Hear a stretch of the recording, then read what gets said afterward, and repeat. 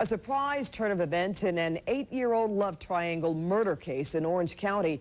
Accused killer Lisa Peng pleads guilty to 2 counts of voluntary manslaughter. Andre Morrow reports on an unusual plea agreement that will send Peng back to her homeland. The clip from cameras broke an otherwise hushed courtroom in Santa Ana.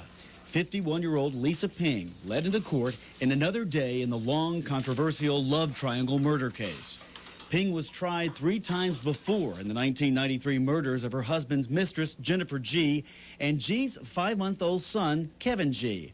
2 of those trials ended in hung juries, and the other ended with a conviction of Peng that was overturned.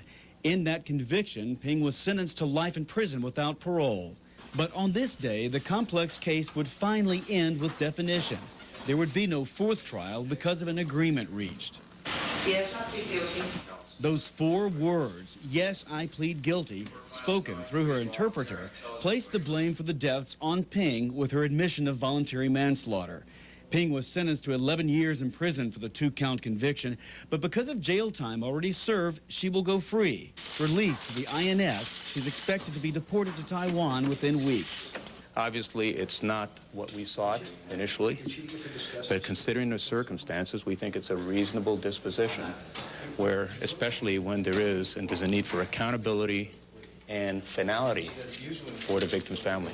If you're given the option of going home or waiting in custody for 6 more months in order to have a 4th jury decide that the answer to that question is simple, you go home.